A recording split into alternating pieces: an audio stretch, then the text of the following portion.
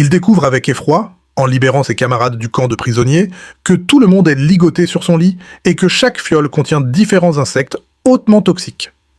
Après l'extraction du venin, celui-ci est directement injecté dans le corps humain, comme si une expérience était en cours. L'homme n'a pas une minute à perdre. Pour l'instant, il faut sauver les prisonniers. Mais lorsqu'il soulève une couverture, il sursaute. Une mutation a déjà eu lieu. Avant même qu'il ne puisse réagir, il est mordu par le mutant. Il n'a d'autre choix que de l'abattre d'un coup de feu. Dans un état second, il ressent de la pitié pour l'araignée de devant lui, puis réalise soudain quelque chose. Après avoir quitté le camp, il se sent faible, sans force, titubant à chaque pas. Il découvre rapidement qu'il peut tirer des fils à l'endroit de la morsure. Il tente de se débarrasser de cette substance collante avec de l'océan, mais à sa grande surprise, la bouilloire reste fermement collée à sa main. À partir de ce moment, il perd sa vie normale pour toujours, devenant une sorte de monstre mi-homme, mi-araignée. Ses membres échappent à son contrôle et reproduisent divers comportements arachnéens. Il tente de redevenir normal mais ne parvient jamais à surmonter les changements provoqués par ses gènes.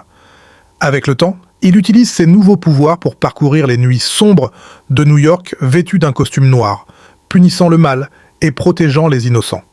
Grâce à lui, le taux de criminalité chute dans toute la ville. Sans aucun doute, il devient l'un des héros les plus célèbres de New York. Mais le destin d'un héros n'est pas toujours de mourir glorieusement au combat. Parfois, c'est de voir l'amour de sa vie mourir sous ses yeux sans pouvoir la sauver. Il comprend alors qu'avec de grands pouvoirs viennent de grandes responsabilités. Il prend alors une décision aussi lâche qu'elle est courageuse. Il retire son costume, le scelle derrière un mur de briques, et abandonne son identité de Spider-Man pour redevenir un homme ordinaire. Une fois revenu à une vie normale, il ouvre une agence de détective privé. Il survit difficilement, engage une assistante pour gérer les affaires administratives et passe ses journées sur le terrain. Un jour, il accepte une mission consistant à suivre un ancien soldat nommé Addison. Il lui suffit de surveiller ses déplacements pour gagner 30 $. Habitué à ce genre de travail, il retrouve rapidement sa cible dans un bar. Cependant, Addison semble avoir remarqué qu'il est suivi. Alors qu'il poursuit sa filature, Riley est violemment percuté par une porte qui s'ouvre soudainement et le projette au sol.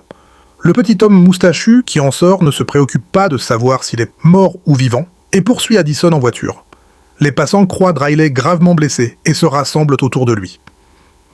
Peut-être à cause de ses capacités particulières, il reprend soudainement conscience. Guidé par les témoins, il se lance à la poursuite des deux hommes. Lorsqu'il arrive à une usine pétrochimique, la scène qui s'offre à lui le laisse sans voix.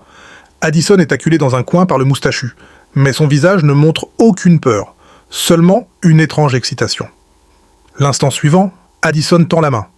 Une flamme jaillit de sa paume, remonte le long de son bras et enveloppe bientôt tout son corps. Il se transforme en véritable homme de feu, sans subir la moindre brûlure.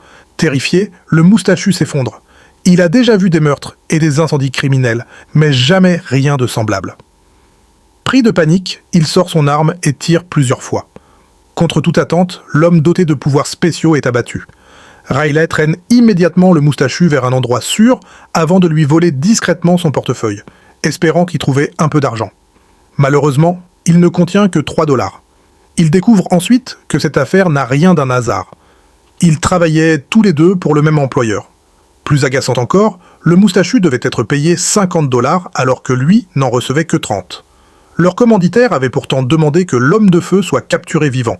Comme il est mort, personne ne sera payé. Riley comprend alors qu'une personne dotée de tels pouvoirs vaut certainement bien plus que quelques dizaines de dollars. Quelqu'un se sert forcément au passage. Riley et le moustachu se mettent donc d'accord. Ils vont remonter la piste.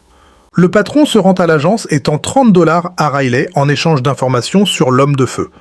Mais lorsque Riley commence à poser trop de questions, il sort un pistolet et lui ordonne de ne pas dépasser les limites. Riley était préparé. Il savait déjà que cet homme n'était qu'un intermédiaire. Avec le moustachu, ils le suivent discrètement afin de découvrir qui se cache derrière toute cette affaire. À leur grande surprise, ils remontent jusqu'à Yin Zong, le plus grand chef de gang de New York. Cachés dans l'ombre, et ils écoutent leur conversation. Quelques jours plus tôt, l'homme de feu avait incendié la villa de Yin Zong. Celui-ci voulait sa mort. Son objectif était de retrouver l'homme de feu et de découvrir qui tirait réellement les ficelles. Riley comprend alors qu'il est impliqué dans quelque chose de bien plus important qu'il ne l'imaginait. Prudent et attaché à sa survie, Il décide d'abandonner l'affaire. Le moustachu, lui, le traite de lâche. Selon lui, qui ne tente rien n'a rien. Il prévoit même d'extorquer 1000 $ à Yin-Zong, sans se douter que cela lui coûtera probablement la vie. L'enquête tombe finalement à l'eau, et Riley a travaillé pour rien. Son agence est au bord de la faillite. Il n'a presque plus de clients, et son assistante n'a pas été payée depuis plusieurs mois. Cette dernière envisage même de démissionner. Pour sauver son entreprise, Riley accepte alors une simple affaire d'adultère. Le client est un vieil homme pauvre, sans grand avenir ni qualité particulière. Pourtant, sa femme est étonnamment jeune et belle.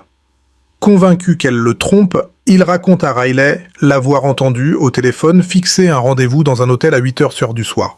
Même si Riley pense qu'une telle situation n'a rien de surprenant, il garde son avis pour lui et accepte la mission pour 10 $. Le soir venu, il surveille discrètement l'entrée de l'hôtel. Dès que la femme sort de sa voiture, il prend plusieurs photos. Puis il entre dans le hall, prétend discuter avec le gardien de sécurité, tout en observant discrètement les écrans de surveillance afin de repérer l'étage où se rend sa cible. Une fois l'information obtenue, il quitte les lieux et grimpe péniblement les escaliers de secours extérieurs. Arrivé sur le toit, à bout de souffle, il ne peut s'empêcher de penser que gagner sa vie est décidément difficile. Après plusieurs efforts, il réussit enfin à prendre les photos qu'il était venu chercher. Mais ce qu'il découvre dépasse largement une simple affaire d'adultère. La femme gifle violemment l'homme qu'elle rencontre, puis crache de la toile d'araignée afin de lui immobiliser les bras. Lorsque l'assistante développe les clichés, elle comprend immédiatement qu'il y a un problème. L'homme photographié n'est autre que le maire de New York. Riley n'en revient pas. Il devient évident que cette affaire cache quelque chose de beaucoup plus important. La femme n'est certainement pas l'épouse d'un simple vieillard.